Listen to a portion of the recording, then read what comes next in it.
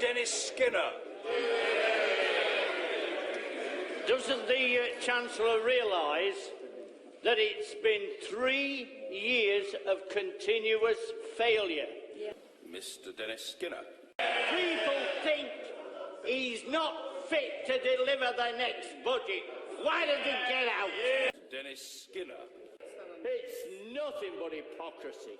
It's a travesty and it's an intrusion upon the democracy of the workplace. Get rid of it. Mr. Dennis Skinner. This man, Mike Ashley, would fit very nicely on Millionaires Row along with his pals. So this will be a test of the minister's mettle. Get stuck in. Mr. Dennis Skinner. This man has done more to divide this nation than anybody else. He's looked after his own pocket. I still refer to him as Dodgy Dave. Do what you like. There was a general election in 1970, and on the 18th of June, Dennis Skinner was elected to become the Member of Parliament for Bolsover. He received 20,000 more votes than the Tory who was standing against him, and the people of Bolsover have voted for him to be their representative in Parliament at every general election since that date, 46 years ago. Order. When he walked through these doors for the first time as a new Member of Parliament, I wonder if Dennis realised how long he would be here for, or the impact he would make. And there's Mr. Skinner, the Beast of Bolsover. The Beast of Bolsover, he's here. I wonder if he ever dreamed that he would become the people's politician, be an inspiration to so many, and a hero to people like me. I wonder if he knew back then how many times he would get to his feet, or the speeches that he would make, or how many times he would be able to wind up the Tories, and whether back then he ever thought he would make a quip to Blackrod at every state opening of Parliament, and how legendary they would become.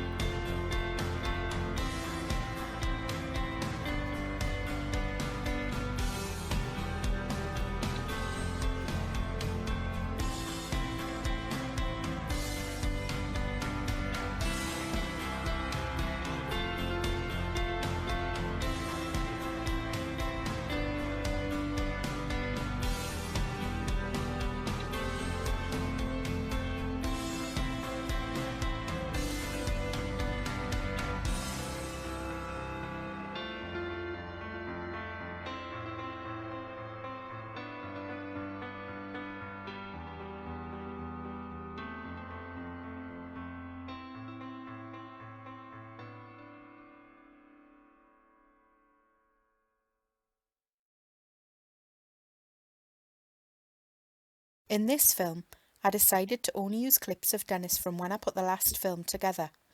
I didn't think there would be that much footage, but how wrong was I? Over the last 20 or so months, I've uploaded over 2.5 hours of Commons contributions. I've cut them down for the purpose of this film, but you can find each and every one of them on my YouTube channel. Anyway, it's time for the good bit. Enjoy. The gentleman is unique, and we all know who he is, and we want to hear him. And I'm a little bit older than him. I was just like to make that point. I can do it any day of the week. Has the Chancellor of the Exchequer got a bit of a cheek to be constantly using question time to attack the Labour leadership elections when he's involved? Take your time. When the Chancellor's involved in an election himself. Skinner. What a difference a weekend makes. Last Saturday, thousands of disabled people were marching in protest against their cuts in benefit. This minister comes here today trotting out his sunshine stories, whilst in the real world, disabled people are losing benefits left, right and centre. He can remedy that today by saying this government will not cut the benefits of any disabled person throughout this Parliament. Come on, say it.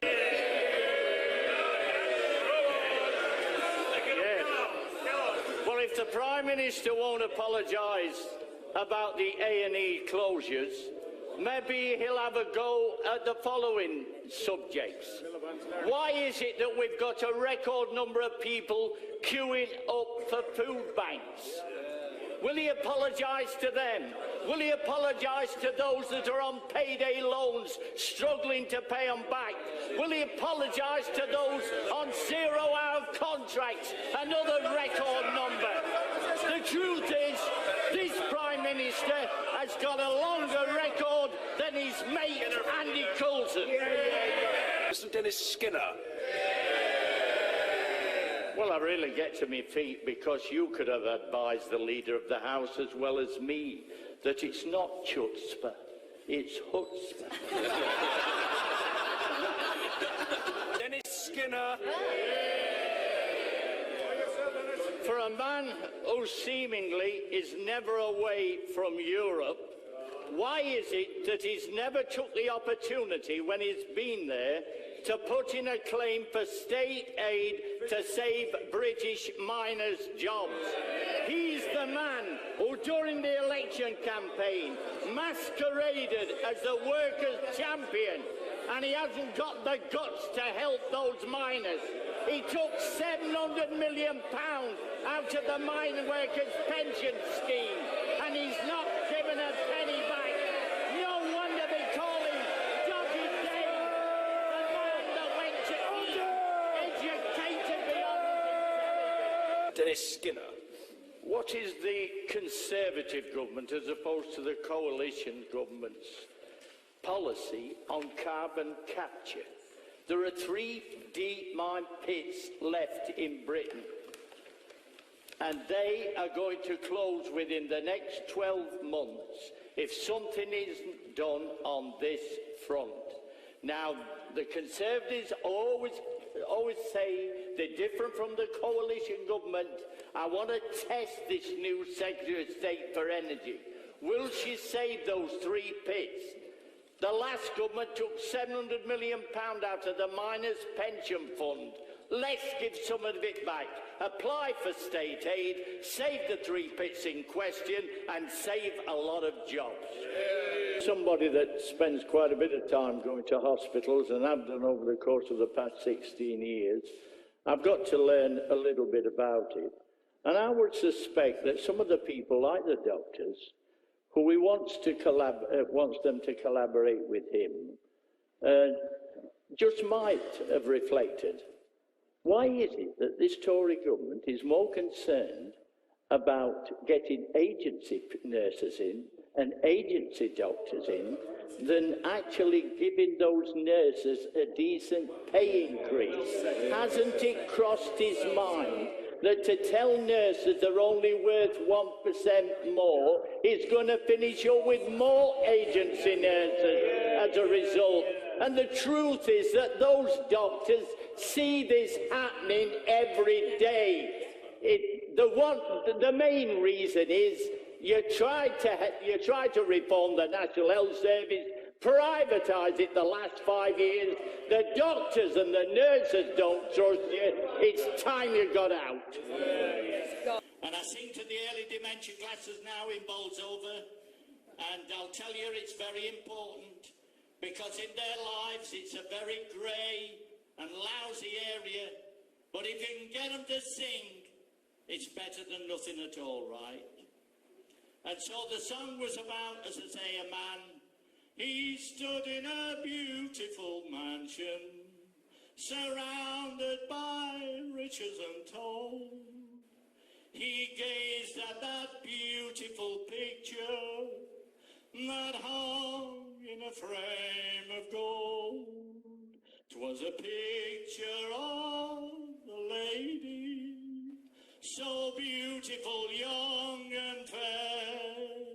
As he gazed at those lifelike features, he murmured in sad despair, if those lips could only speak, and those eyes could only see, if those beautiful golden tresses were there in reality, would I only take your hand as you did when you took my name?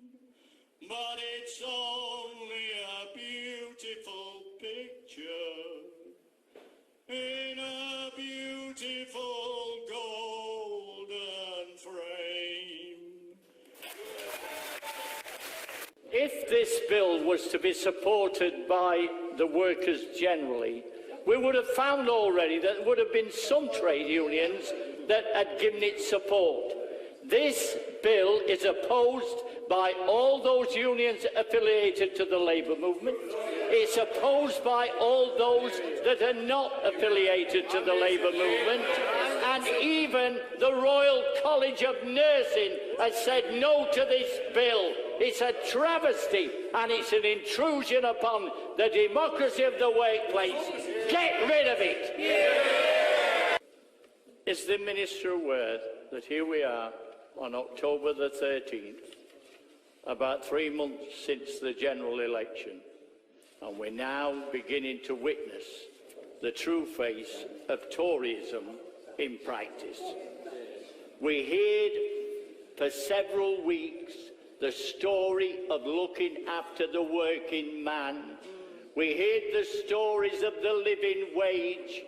Now that they've been tested, this government has decided to hand over Redcar Steelworks, lock, stock and barrel, just as a previous Tory government did at Concert and at Corby and many other places. This is the real true face of Toryism that we're witnessing here today. It's only taken them 3 months. Mr. Dennis Skinner. What a difference 30 years make. 30 years ago, we were talking about the police being harnessed by a previous Tory government to close down the pits, sack the miners, ethnic cleansing for the pit villagers. And now the police were told by the Honourable Member for Ribble Valley that they're becoming to get worked up about the cuts in pay and cuts in the police forces. You want to be careful what you wish for. Skinner. Is the Energy Secretary really proud of the fact that at the beginning of December, the last deep mine pit in Britain will close under this Tory government?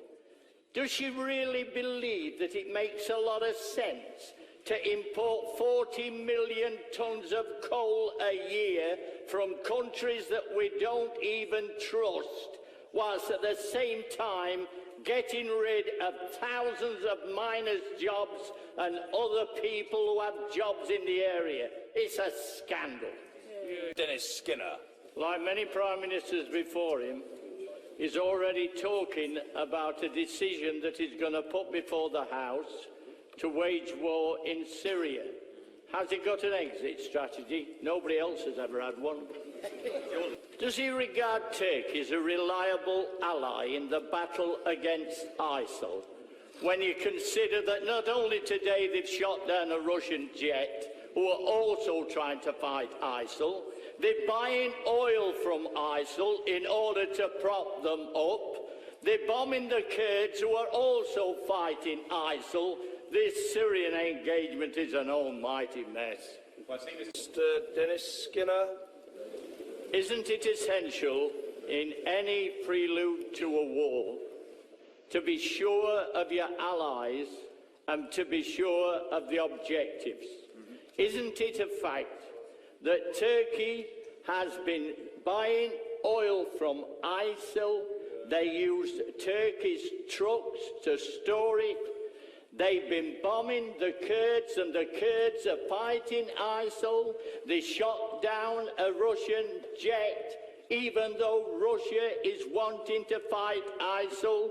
He has got an objective to get rid of Assad. A Russian ally has got the opposite objective.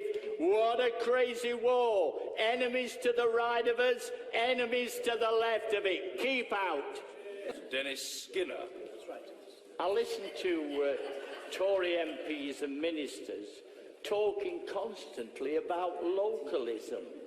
How can this be a form of localism when people, in order to get justice, are having to travel 50 and 60 miles instead of going to the local court?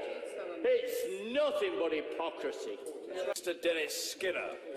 I don't think the minister should expect any social responsibility from the man that controls Sports Direct in my constituency at the warehouse at Shirebrook on a pit side.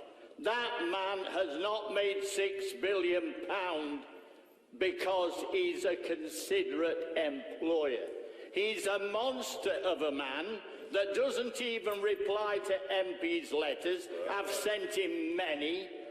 He's got £6 billion and he's in the Sunday Times rich list because he's the type of man that will not take any notice of HMRC unless this government really means business. This man, Mike Ashley, would fit very nicely on Millionaires Row along with his pals. So this will be a test of the minister's mettle. Get stuck in. Dennis Skinner. The Prime Minister said that he ruled nothing out. If he loses this referendum, will he resign? Dennis Skinner. Doesn't the Minister accept there's widespread opposition to fracking in all parts of Britain? Will she congratulate, as I have done, the Kalo residents in Bolsover for refusing to allow a drilling operation and getting it stopped not only by the local authority but by her own inspectorate? Does the Northern Powerhouse occur in Redcar, where the steel industry has been closed because of him allowing the Chinese to dump steel? Are they talking about it at Scunthorpe, where they've lost above 1,000 jobs? Are they talking about it at Port Talbot, where they're going to lose a lot more jobs? The truth is, they don't talk about the Northern Powerhouse in the coalfields, where the Tories have shut the last 3 pits. They call it the Northern Powerhouse. That's its real name. Mr. Dennis Skinner. Is the Minister aware that it takes 2 sides to call a strike? Can't happen just because one side of the argument wants a strike. This Minister, the Secretary of State, has been looking for a fight with the doctors ever since he got the job. The doctors, every time they are replaced by agency nurses, It's costing the government and the taxpayer a small fortune. Get the matter settled and be decent for a change. Mr. Dennis Skinner. Yeah, I've been listening to this debate on the telly. And I don't know what all the fuss is about.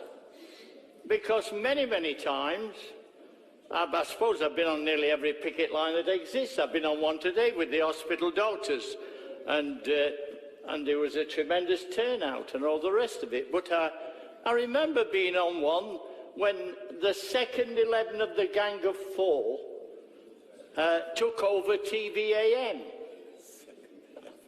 Well, it was like a Gang of Four. They were very big and important people. One was a member of Parliament who later ran into some trouble. I think he got arrested, but I'm not sure. But I was on that picket line. I don't remember there being any fuss and bother about the fight.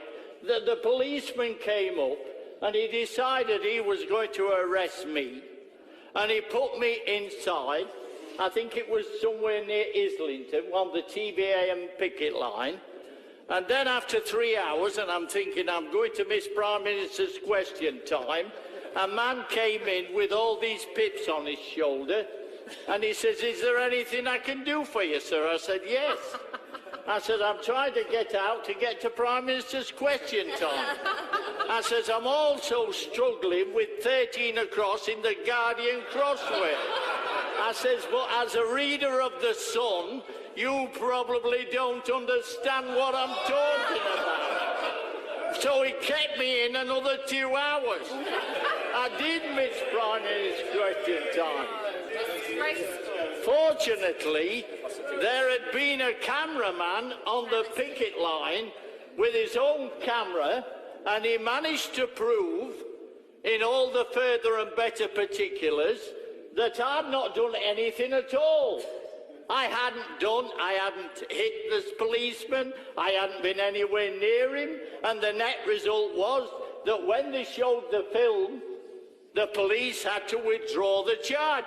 Now, I turned up at Islington Court, expected to get a hefty fine and God knows what else on this trumped-up charge, when suddenly the press come rushing out and they stuck all these mics in front of my nose and said, "What have you got to say, Mr. Skinner? The case has been dropped." Now that's the story of an arrest. So I don't want anybody to get any daft impression that you can't get arrested. A lot of my colleagues got arrested on the picket lines in other strikes. And I think it's a load of nonsense when people assume that it's not possible to arrest members of Parliament. The only charge I finished up with was a hefty bill for the barrister that I'd employed. It looked like one of those West Indian cricket fast bowlers, but it did cost a lot of money. I was given a chance by the union concerned to have it paid back, but it's a matter of principle. I said, "I'm okay, I'm a member of Parliament, I can foot the bill myself." Now that's the story of arrest. And I've been watching on telly about all this fuss and bother that's emerged. Believe me, if some policeman wanted to arrest me on the picket line this morning with the hospital doctors, he could have done it. But of course, we were doing Singing in the Rain and all the rest of it. It was a wonderful experience. The hospital doctors are in good spirit, and I'll tell you this as a matter of importance. The Secretary of State for Health wants to be careful what he's doing. If he thinks he can impose a settlement on those hospital doctors, believe me, yes, it's only one little errant move. So don't get excited, Mr. Speaker. I think I've got a duty to report back. The hospital doctors are not in a mood to give in. They have a right to win this battle. That's my report from the trenches today. Thank you very much for listening. Mr. Dennis Skinner. Here we are, the day after the Oscars. The family is opposite. Threats and counter-threats. It reminds me of Godfather. This could be Godfather 4.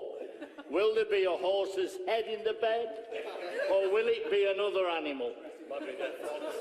Dennis Skinner. If anybody should be learning from the mistakes in the health service, it should be the Secretary of State for Health. I've been down to the picket line today, as I have on every single occasion.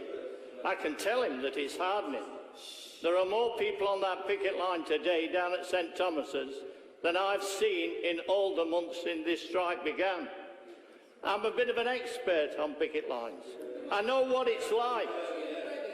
And quite frankly, the biggest mistake he's made is to think he can get away with imposing a 7-day week on the hospital doctors and everybody else that works in the health service because he wants to avoid proper premium payments. It's time he recognised not just hospital doctors, but nurses, radiologists, and all the others that would have to work a 7-day week should all be paid the proper money. Otherwise, pack the job in, and then he'll be doing a service to the whole of the National Health Service. Mr. Dennis Skinner. I've never been to this palace, so I don't know what takes place. But the most bizarre thing for me, what on earth was the Queen doing confiding in kegs? Skinner. Will the Prime Minister give us an assurance that in view of the financial mess that's been created with this budget, that this will be the Chancellor of Exchequer's last budget? He's had 8 already. Only cats have 9 lives. Good morning, Mr. Dennis Skinner.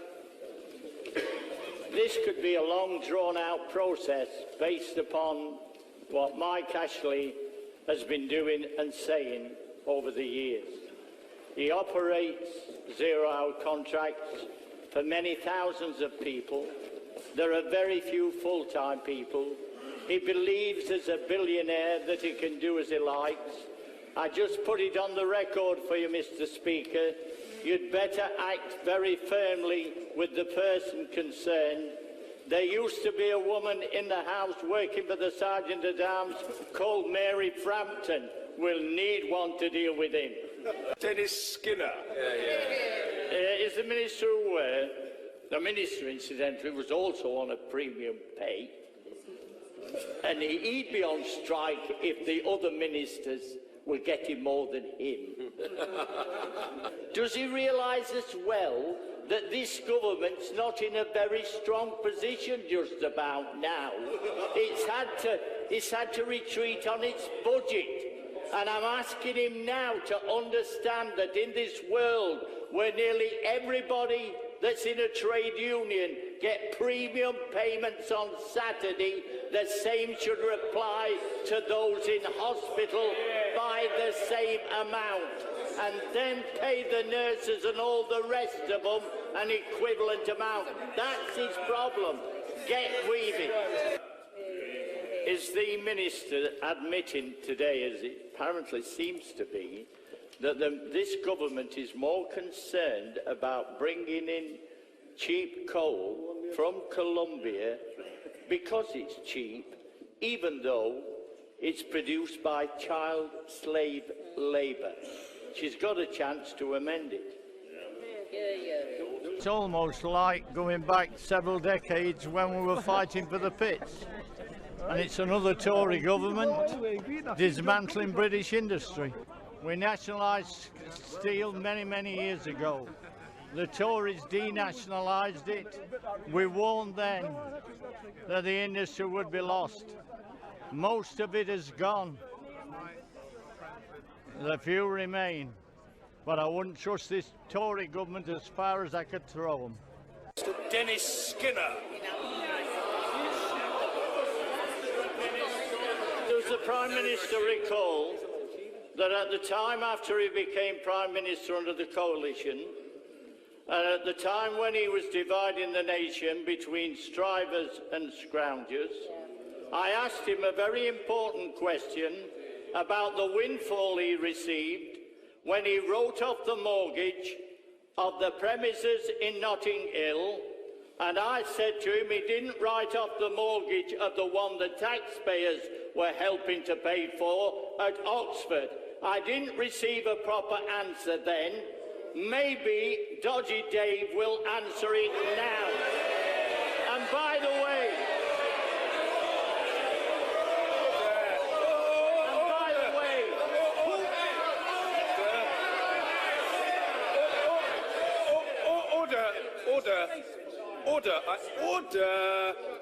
Order. I must ask the honourable gentleman, order. Don't require any assistance from some junior minister. Absurd proposition. I invite the honourable gentleman to withdraw that adjective that he used a moment ago. He's perfectly capable of asking his question without using that word. It is up to him, but if he doesn't wish to withdraw it, I can't reasonably ask the Prime Minister to answer the question. All he has to do is withdraw that word and think of another. Sorry?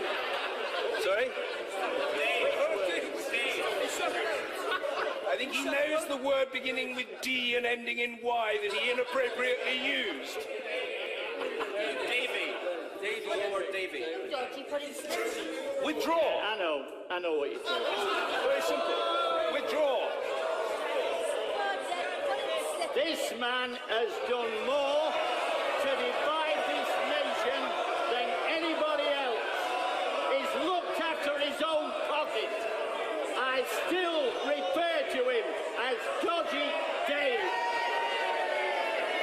Do what you like.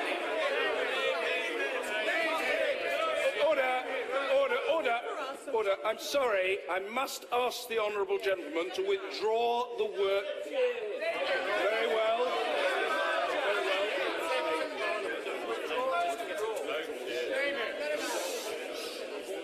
Under the power given to me by Standing Order number 43, I order the honourable member to withdraw immediately from the House for the remainder of this day's sitting.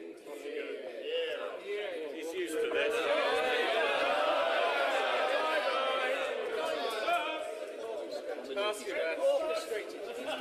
Dennis Skinner. If the Secretary of State wanted to do a deal with anybody, don't you think it's a bit unwise to say to my right honourable friend who put the urgent question that she'd planted a story in a newspaper that's accusing her of unreprehensible conduct? And I think he ought to be looking at withdrawing it. Because I'm an expert on this subject. Somebody said to me on the picket line, do you know what sums up this government, Dennis? When first they practice to deceive. I better not finish it. Oh, what a magic web they weave when first they practice to deceive. That's what they are. Mr. Dennis Skinner. I wonder whether, in retrospect, the government will look at private members' bills in a dispassionate way, because in 1987, the late Enoch Powell wanted to introduce a bill and nearly got it through to ban all stem cell research. I discovered that morning that I could move the writ for Brecon and Radnor. I spoke nearly the whole of the day, and every time on BBC I hear about stem cell research saving somebody's lives, I knew that that filibuster wasn't a bad thing at all. Dennis Skinner. When the Secretary of State came into the chamber today, I don't know whether he realised it or not, but there's a smirk and arrogance about him that almost betrays the fact that he's delighted in taking part in this activity. He could start negotiations today, wipe that smirk off his face, get down to some serious negotiations. It's had to be done in the past, but instead he comes into here to try and blame the opposition for what's taking place. This strike can only be caused by two sides. One are the junior hospital doctors, and the other side is the government. Now that the government, according to this balmy idea that's been propagated this morning from the right wing of the Tory party, now that the government is seemingly prepared to give way on different subjects, can I ask him what is the price for dropping this lousy, rotten trade union bill altogether? I'll try and get it. Dennis Skinner. This influx of especially East Europeans is not new, because the displaced persons system that operated immediately after the end of the Second World War resulted in millions of people around Europe without jobs, without states, and I worked with many of them in the pits from East European on the basis that they were members of our union, the NUM. They got paid the same money as we did. They did not undermine the workers in the traditional industries. Some of them were very much involved in the trade union movement. And yet today, thousands, millions of people are on the move, and the government can't see the possibility of doing what we did in the late 40s and insist upon union recognition, same pay for everybody, no undermining of workers' rights, and the net result would be no problem at all, and the rise of UKIP would disappear like snowflakes on an oven.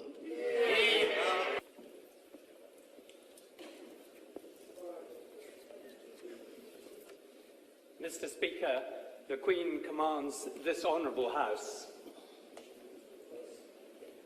to attend Her Majesty immediately in the House of Peers. Hands off the BBC. Well, and obviously will pass absolutely no comment from that in the studio. Lord Skinner, not Lord Skinner, one day he will be Lord Skinner, Dennis Skinner. Affectionately known as the Beast of Bolsover. Dennis Skinner? Isn't the premise that the Treasury spokesman is trying to convince people of that the economy under this government is doing exceptionally well? Yet in reality, most of the people that have actually got a job, several million are on zero-hour contracts. They don't know which way to turn. There are a hell of a lot of people now borrowing money on loans that they can't afford. Many people are going to food banks in order to make ends meet each week. The whole idea that this Treasury announcement is trying to convey is everything in the garden is lovely, but it'll all be thrown away if you do something else. The truth is, it's based on a phony premise. Well, Dennis Skinner. Is the Minister aware that the last Tory government to deal with a major occupational pension fund was the Major government way back in 1994, when they privatised all the pits, and they then did a deal with the detested UDM in order to get the thing on the pension fund settled. The result was chaos.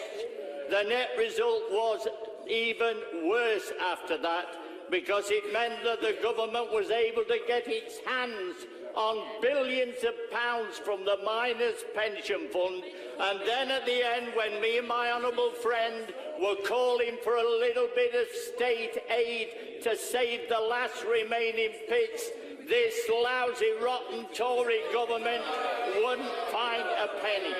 There's no better time for the Labour movement now to be considering employment rights in the manner that my right honourable friend has now developed.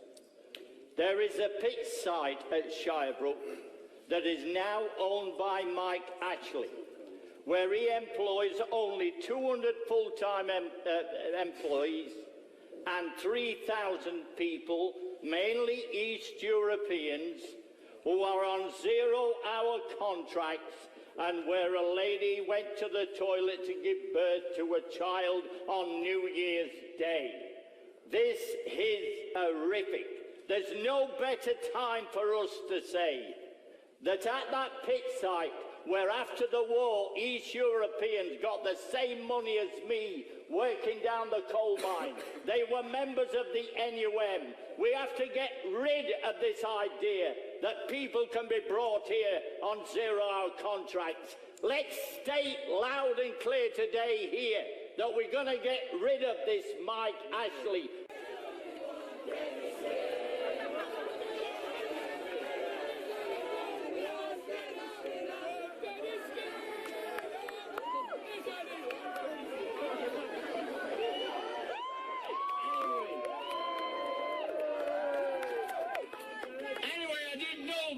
Until 5 minutes ago. And now I see the greatest crowd since the miners won.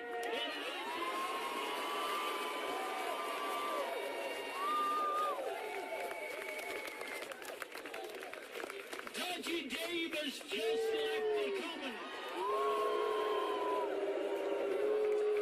The saddest thing in the last few days has been the fact that I'll not be able to call him Dodgy Dave after 3 more months.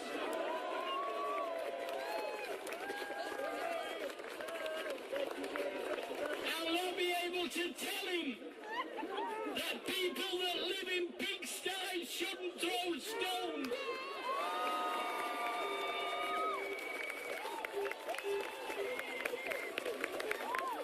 But instead, we've got a battle on to save Jeremy as leader of the Labour Party. Dennis Skinner. Now that we know, according to what he just said, that the National Health Service will get more money, will he tell the Hardwick Commissioning Group, make a statement, tell the Secretary of State for Health, that the Hardwick Commissioning Group in Derbyshire that proposes to close the Bolsover and Bakewell hospitals should now keep them open because we've got the money? Dennis Skinner.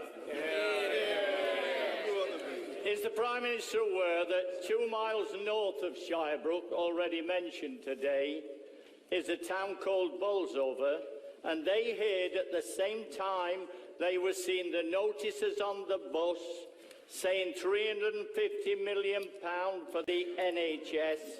At that time, they decided, this government, with the help of the local people, to close the hospital at Bolsover. We need the beds. I'm sure he understands that. When the hospital is closed, it's gone forever. I want him here today to use a little bit of that money, not very much, to save the Bolsover hospital, save the beds, save the jobs. And the press might have a headline saying, the Prime Minister, Dodgy Dave, assists the beast to save the Bolsover hospital. What a temptation! Save it! Dennis Skinner. And the Minister got a cheek to be talking about teachers and 20-odd thousand deciding to strike for a moment or two when he is part of a government whereby only 120,000 people are going to decide the Prime Minister instead of having a general election. Does he agree with that? Or doesn't he? Well, there's still about 25 socialists within the Parliamentary Labour Party, and it's roughly the same percentage that they were when I came in 1970. And all this romantic rubbish that you get from the Murdoch press is a load of nonsense. A few moments ago, his Secretary of State made a statement saying that Britain's economy was booming, or words to that effect, as near as that. If it's that good, why doesn't he make sure the waspy women get the proper pensions and not this load of crap that they're chucking out now? This is not like talking in the Palace of Varieties. I can't see a sea of angry faces. I can't see Dodgy Dave anywhere. What we're witnessing here today is a meeting of the thousands of people, many from the north, but from all the corners of the Britain, that know that today is important in this battle against the Parliamentary Labour Party. This is the first shot. I've been a Member of Parliament for 46 years. Never have I ever been to a Parliamentary Party meeting in which the PLP have took a vote of no confidence in their leader. Not even Blair when he was knocking on with Bush. Skinner. How on earth can local authorities manage to run their affairs in the way that they used to when this government has cut the Derbyshire County Council by £157 million? And the same is applied to Labour-controlled Bolsover in a proportionate way. This minister's got a cheek to be talking about local government being able to spend the money properly when his government has been taking it away. Memories of your mum? Well, without any doubt at all, she worked her fingers to the bone because she used to make our clothes, trousers, as well as knitting the pullovers. Almost everything I had on my back as a young school kid was made by my mother. And yet she'd done all the cooking and the washing and this and that. She was at work every minute of the day, and yet she was singing Gracie Fields songs and the biggest aspidistra in the world at the same time. It was incredible. And then at the end there was this passage in her life that lasted for about 4 or 5 years. But I still think that when I took all those risks about singing on the welfare with her, and she joined in, it wasn't a bad day's work. And that's why I continue to do it at Shire Vale and all these other places that in my constituency and elsewhere. I think it's exceptionally vital for these people, because if you've got 50 people in a residential home now, you can have 25 that are suffering from dementia. That's how big the proportion is as people live longer. And so we have to, if there is something a little bit we can do to enhance their lives. And so I know that last week, when I went to Shire Vale, and together with Mark, I know that they had a happier time as a result of all the singing and the use of brain coordination with the feet and the hands and all the rest of it. I know that those 2.5 hours helped those people, those 20-odd people in that room. It helps me as well. Is there one song you associate with your mother from when you were a little boy that you can give us a line of?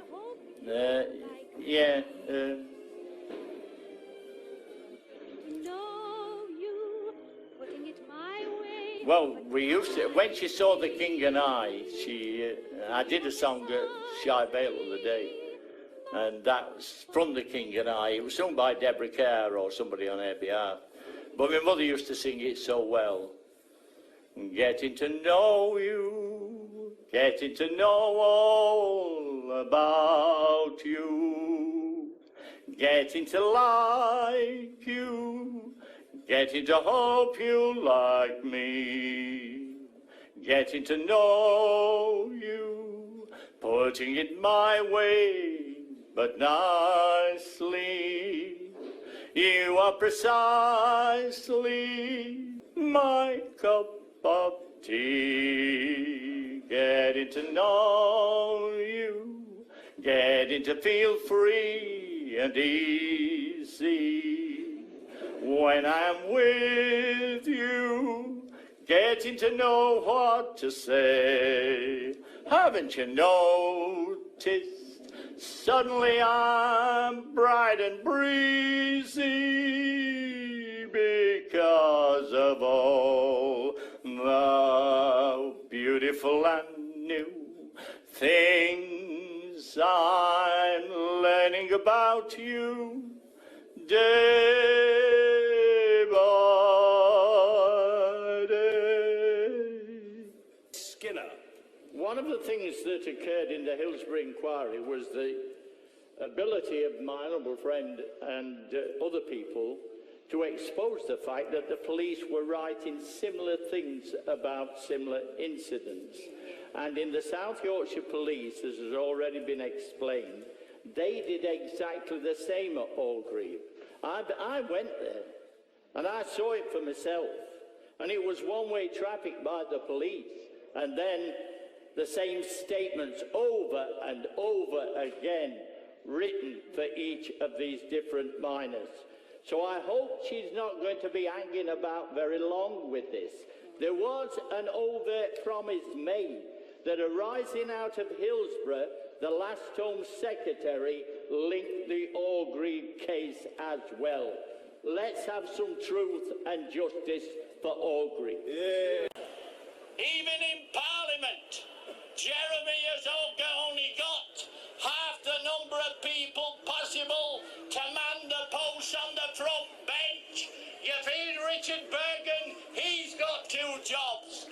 Dave Anderson is covering Scotland and Northern Ireland, and he's making a job of it, I'll tell you. Every time he opens his mouth, you can tell he's speaking for people like you. That's what they're there for. And every single one of them here in Lavery, he's trotting all over the place. Here, there and everywhere. Even finds time to test out my questions. I ask him first, do you think it'll work? And invariably he says yes. Yes, there are people here that you've heard from. Davy Hopper, that's part of Jeremy's team. We've got one more than 80 years old that's doing Welsh affairs and leader of the House. Isn't the weakness of the Secretary of State's argument that it's just conceivable that he's wrong about imposing a settlement on a 7-day week for the NHS? It takes 2 to cause a strike, and that's why he should look at this proposal again. His very airy-fairy about training these doctors for the future is not being clinically correct at all. He's heard from people that recently worked there. Why doesn't he reassess it, the 7-day week, get round the table, stop imposing a settlement and come to a negotiated agreement? People in the media, by and large, are trying to get rid of him and helping progress the party within a party to try and get rid of him. And you've not succeeded yet, and you'll never manage it. This fella has managed to get 630,000 people in membership. He's trebled the membership. It's things that dreams are made of. And yet, All I'm saying to the members of Parliament like me is get behind this result, and we can walk into victory over tedious Theresa May. About half a dozen times in the last hour, the Secretary of State has been bragging about the extra money that is putting into the National Health Service. Why is it then that Bolsover Hospital is due to close, including many that's been referred to in the course of the last half hour? Why is it that the neighbouring hospitals in countless constituencies in Derbyshire are closing? Why doesn't it use some of that money to save the Derbyshire hospital? It was in the year of 84 shit really hit the fan, when Mac the Knife McGregor, Maggie Thatcher's hatchet man, said we'll have to close another 20 pits to meet the plan, and dump another 30,000 miners. Daddy, were you with the first or the first? Did you tell the NCB to do its worst? Or did you save your lily liver, sell the Union down the river, a scab, a black-clad one, forever cursed?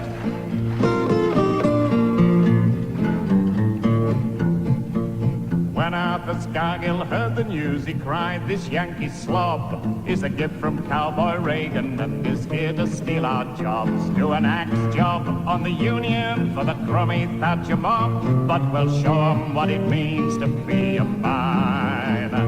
Daddy, Daddy, did you man the picket line? Did you fight to save the future of the mines? Or did you take the wrong direction? Did you squeal for police protection? Did you let them see your India rubber spine?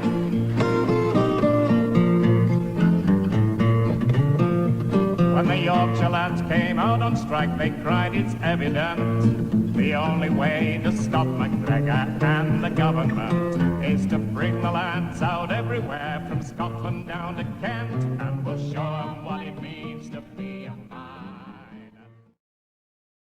I just wanted to say a quick hi from Alabama in the United States. I first became aware of Dennis back when he was booted out of the house for calling, the Prime Minister called him Dodgy Dave.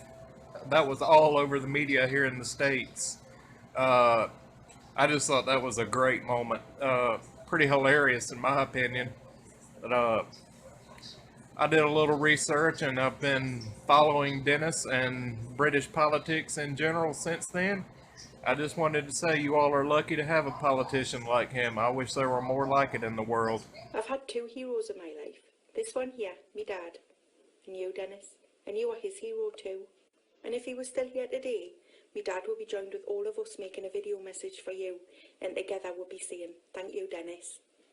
Thank you, Dennis. Thank you, Dennis, from me and me granddad. Thank you, Dennis. Dennis, you are a true legend. I've always known it. Thank you. Thank you very much. And now thousands of people are beginning to wake up and realise it. Thank you, Dennis. Thank you, Dennis, for your honesty, integrity and principles, and for keeping the Tories on the run for so long. Well done, mate. Thank you, Dennis. Thank you, Dennis. Thank you, Dennis. Thank you very much for you. Thank you, Dennis. Dennis Skinner, a working class hero. Thank you, Dennis.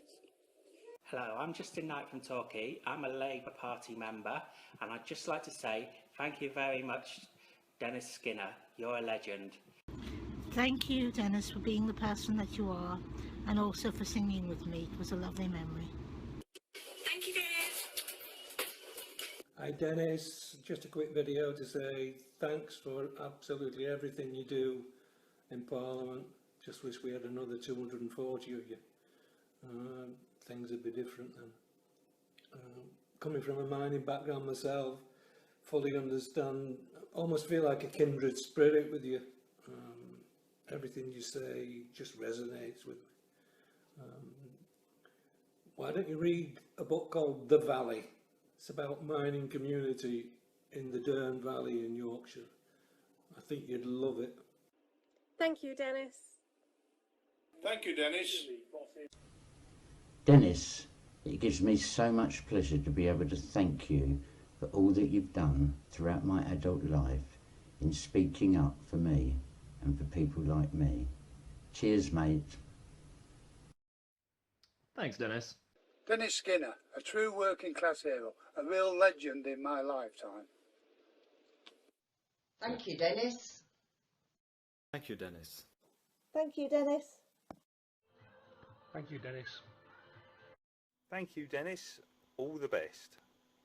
Thank you, Dennis, for inspiring me to stand up to the Tories.